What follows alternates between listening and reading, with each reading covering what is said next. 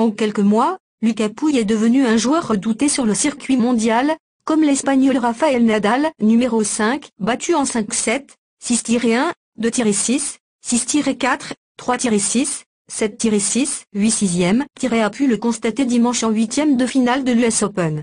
Mardi, il disputera à 22 ans contre un autre Français, Gaël Monfils, son deuxième quart de finale d'un tournoi du Grand Chelem en moins de 2 mois, après Wimbledon, alors qu'il pointait au-delà du 100e rang mondial en avril 2015, retour sur l'itinéraire d'un grand espoir du tennis français, actuel 25e joueur mondial.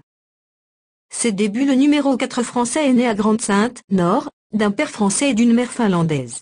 Il a débuté le tennis à l'âge de 8 ans et a vite été repéré par la Fédération française de tennis, qui lui a fait intégrer ses structures d'entraînement. En 2008, il est sacré champion de France de la catégorie des 13-14 ans, mais à la différence des Monfils, Tsonga et bien d'autres avant eux, Pouille ne se fait pas un nom sur le circuit junior. Son meilleur résultat est un quart de finale de l'Open d'Australie Junior en 2011.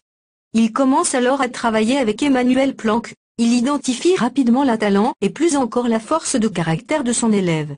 Il ne me surprend pas dans le sens où j'ai tout de suite senti qu'il était différent quand j'ai commencé à travailler avec lui, rappelle Planck. Il est intelligent, j'ai le sentiment qu'il ne fait pas 2 fois la même erreur, remarque-t-il.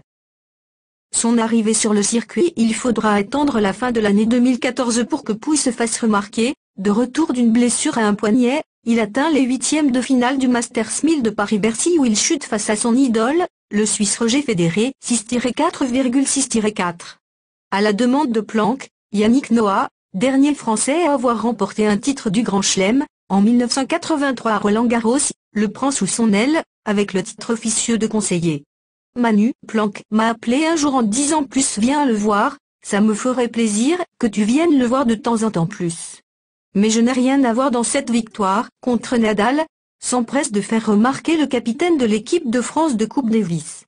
En 2015, Pouille prend ses marques sur le circuit et entre dans le top 100 après avoir atteint le deuxième tour du Masters 1000 de Monte-Carlo où il est corrigé par un certain Nadal, 6-2, 6-1.